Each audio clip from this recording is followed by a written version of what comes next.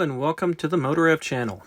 On today's episode, we are going to show you how to disassemble, revalve, service, and reassemble a CRF150R shock. Alright, let's get started. Let's start by removing all the preload. So you can remove the collar and the spacers and the spring. Take all the rebound out, full soft. Remove the Schrader valve cap. Remove the Schrader valve to release the nitrogen.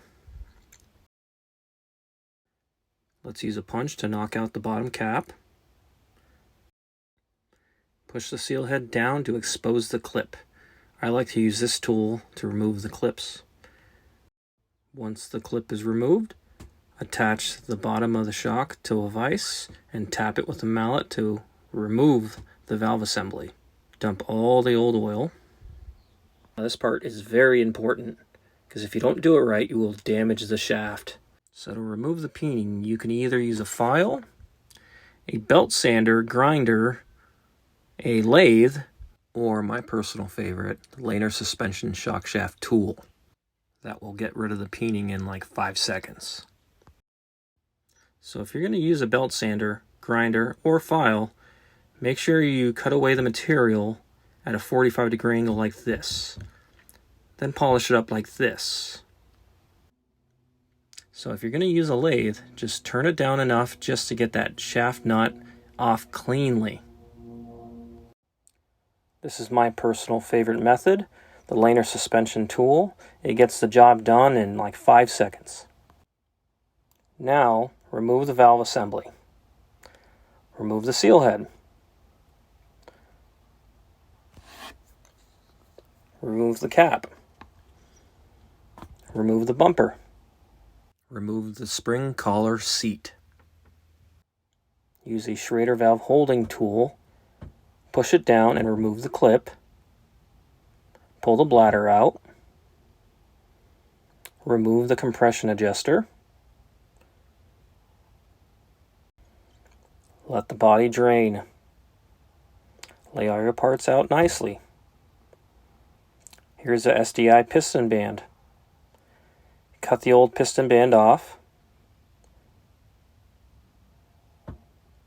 Resurface the piston in a figure 8 motion. I like to use 600 grit sandpaper and oil. Put the new O-ring on. Install the piston band. Spread it out and slide it on. Boom. This is how I like to polish a shaft. Attaching it to a screw gun, using Scotch-Brite, and just polishing it up really quickly. Isn't that pretty? Now is a good time to clean all your parts thoroughly. Now install the spring collar seat, bumper, cap. Now we rebuild the seal head. Remove the O-ring. Remove the top-out bumper. There's the spacer. Remove the spacer. Remove the oil seal. Remove a little shim. Remove the dust cap. There's the DU bushing. Press out the DU bushing. There you go. Reinstall a new DU bushing. Pretty. Install that shim. Just like that. Install a brand new oil seal. Just like that. Install the spacer. Install the top-out bumper. Now install the O-ring. Now install the wiper seal. Use a Racetech seal bullet to install the seal head assembly. Use a lot of grease. You slide it on like so. Very nice. Now install your travel limiter spacers. Install the spacer for the valving.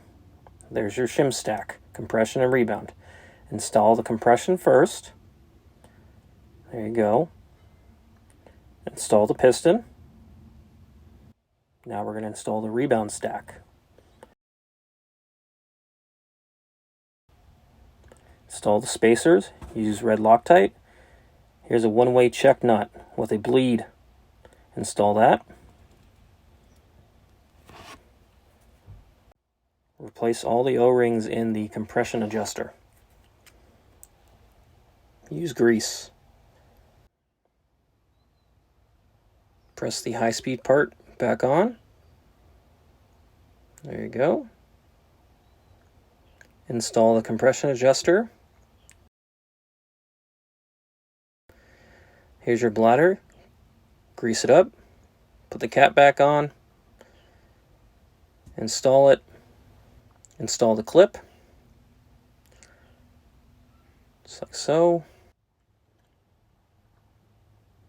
Pour oil in the shock body. Now we're going to use compressed air to blow out any of the air stuck in the shock. This might take several times. You blow it in, release it. Blow it in, release it. Blow it in, release it. Do it like 5 different times.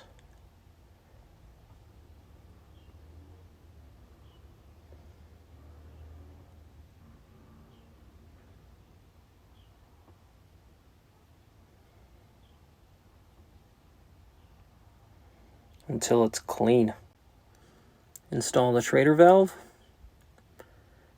Snug it up good. Now you're going to take some line pressure, 70 psi or so is fine. Put some air in there, and then you're going to want to release it again. And then put some air in there, and then release it, or air in there and release it until you get all the air out of there. Now you're going to install the valve assembly. And this method is just the push and pull. You're going to want to push down fairly firm, but you're going to want to pull up very slowly. You rock it back and forth. It's very important not to expose the rebound circuit and suck air in. So firm down, slowly up. Firm down, slowly up. This usually takes a good 15 minutes or so. You just want to make sure that you get every little bit of air out of the shock.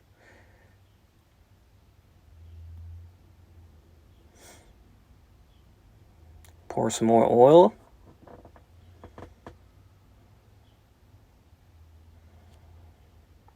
Keep pumping until you're satisfied that you got all the air out of the shock. And let it sit. It's always good to let it sit. Pump it a couple times and then let it sit.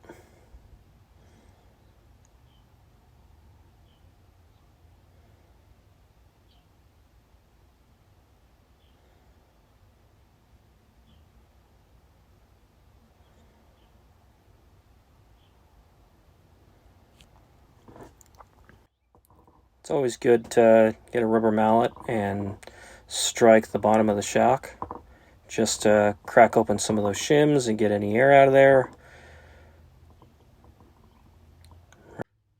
I like to let the shock oil sit for a minute, then push the seal head in, allowing oil to overflow. Install the clip, pressurize it again with just line pressure.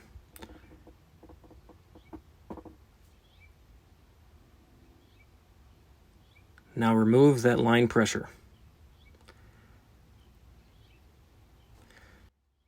Now reinstall the Schrader valve. Snug it up very good.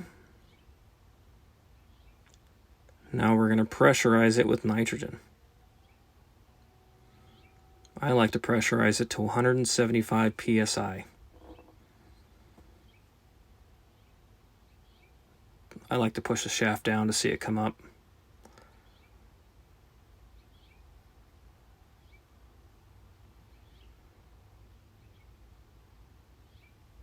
Nice. Let it sit for a second. Then close the Schrader valve and remove the tool.